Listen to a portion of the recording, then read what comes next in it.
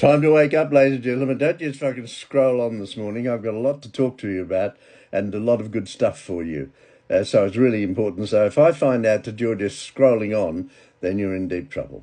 No, not really. I love you all. You're all quite amazing, actually. And thank you all so much for bothering to listen to me and, making your comments. Most of which are very positive, by the way, but some of them are really quite funny. But my favourite comment going way back was that some bloke wrote a comment saying, see, this is what you get when you give people access to the internet. Still one of my all-time favourites. And thank you for that. I don't know who you are, but long gone.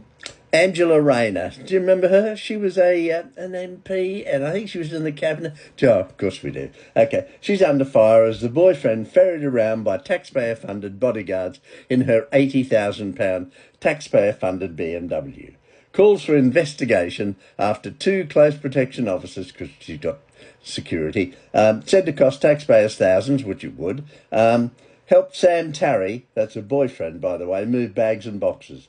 Angela Rayner accused of a shameless waste of pub. She didn't give a shit, could they? The Labour Party were all for the people. I remember, two Jags Prescott and all good.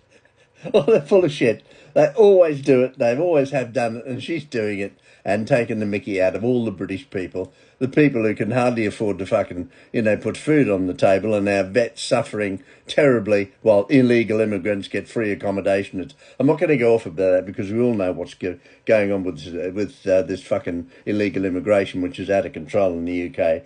And Kimmy Badenoch at the conference in Manchester, the Conservative conference, has promised to deport 150,000 a year. How she'll do that, I don't know. I know how I'd fucking do it. But she's got the right idea, and we've got to close the borders because this is fucking ludicrous. Anyway, Kemi's got a 7-point plan to secure the borders. And of course, it's easy to make a speech, but actually in actually doing it is another thing. And first of all, is the Conservative Party going to be the next party in power? I doubt it. If there was an election tomorrow, no doubt about it, Reform would win it hands down. But this is we've got 3.5 more years of this Labour Party. Oh my God. Ugh! Jesus Christ. 3.5 more years of this lot. Oh my. I mean, shit, that's enough to make you fucking want to fucking go somewhere. I don't know where you go because the world is fucked up. We've got the Middle East peace plan, and I hope it goes ahead. Donald Trump, bless him, has made Israel fucking wake up and smell the roses and stop bombing, apparently. Hamas, so you can't trust as far as you can fucking throw them. You know what I mean. Will there be peace? I think there might be. It's certainly the best chance we've seen for a long time. And I just want the fighting to stop down there. And then rebuild it. And I've got that's an idea. Why don't we send all these pro-Palestinians down to Gaza and they can rebuild it? Yeah, paid for by the Arab countries who have got billions right on the border. They can rebuild it because they're all Islamic. And why don't they rebuild it? And of course, everybody has forgotten that the problem child is, of course, Iran. She's the one that exports terrorism and the weaponry right across the fucking world. And nobody does anything about it. I really thought a few months ago when we bombed them, remember the wonderful bombing by the American B-1s or whatever it was, and the Israelis? Fantastic. I thought this is the beginning of the end of that disgusting regime in Iran. But no, it seems to have gone quiet. But they're the head of the snake. Got to stop them. They export their terror and the weaponry to Hamas, to Hezbollah, and to the Houthis in Yemen. Why don't we do something about it? I don't know, because those poor people of Iran deserve it.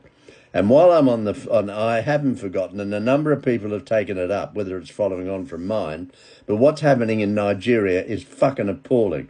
The Boko Haram in northern Nigeria, killing Christians. Apparently it's okay to kill. You kill a fucking Muslim and people jump up and down and start protesting. But killing Christians, like what Russia's doing in Ukraine, and what the Boko Haram have been doing for years in northern Nigeria, it's unbelievable. And nobody's doing anything about it. What's the United Nations doing? Fuck all. Fuck all. They are pathetic, that organisation, and they should be ashamed of themselves. What Russia does in Ukraine on a daily basis, they fire missiles and rocketry and artillery indiscriminately and have done for 3.5 years. But Ukraine is getting stronger by the minute. Slava Ukraini, by the way, you're amazing people. And we've got to learn about drone technology. And where are we going to learn it from? We're going to learn it from the Ukrainians. Yes, drone technology is the future, by the way. So let's just remember that. And thank you to the Ukrainians. You do an amazing job, and we support you 100%, as we do Israel. But you've got to accept that peace plan. Try and get that sorted out, okay? And let's have some kind of peace in the Middle East, although it's never total peace, is it? Especially with Hamas around. And they've got to go, and the sooner the bloody better. What's going to happen in America with the federal shutdown? Well, it's a democratic shutdown. It's the Democrats who have caused the problem. They want 1.5 trillion or something for fucking, I don't know, for Medicaid or Mediaid, whatever. I've loads of people telling me how it works over there with the votes, and I just think it's fucking appalling. It's a bit of a circus, and what a ridiculous way to run a government. The most powerful nation on God's earth, America, and they're shut down, and all the federal workers, in theory, aren't going to get paid. And, people have said, well, they'll get back pay after. Do they go to work? What happens? What about all the national parks and all things like that, which is so important? I know, autumn is on its way, but still, millions of people, are being affected by this. Is the military affected by this? Do all the ships and everything just stop work, sit in the middle of the ocean at anchor? I don't know. It's very, very strange business. And we need America.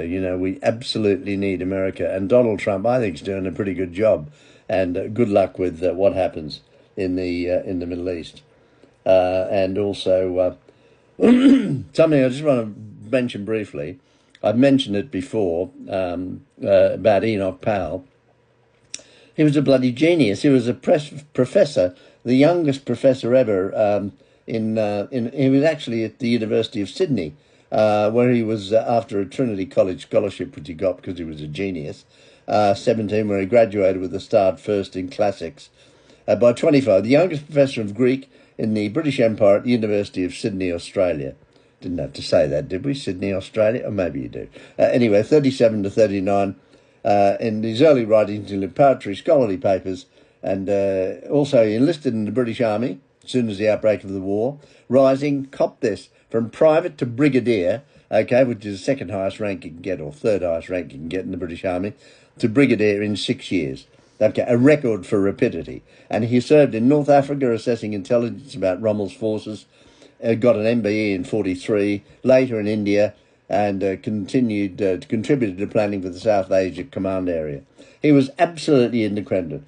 The war deepened his sense of nationalism and disdain for bureaucracy and themes that would define his politics. A Minister of Health from 60 to 63, cop this. This is interesting.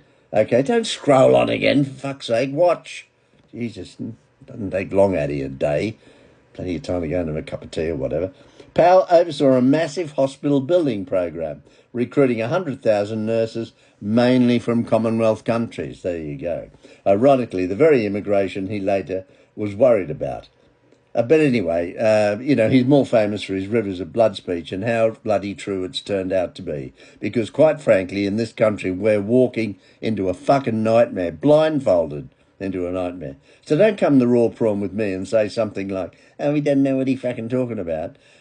This is my opinion. I researched it. I just come on here and do this morning. I came here a couple of hours ago, and I have looked online at every newspaper online that I can get, my AAP and Reuters and all the other stuff, even stuff I don't really like normally, but you find little tidbits of information. So all of this is researched and is honest and true. We've got to do something about Boko Haram now. The United Nations, everybody start whinging about that. Let's get on to the Nigerian government to sort that out. That is appalling what's happening to Christians in northern Nigeria. Sunday, and it's overcast, but at least the fucking wind is gone. Because, boy, I hate the wind. I thank you all. You're all amazing. Have a good Sunday. Love you all. Look after yourself, for Pete's sake.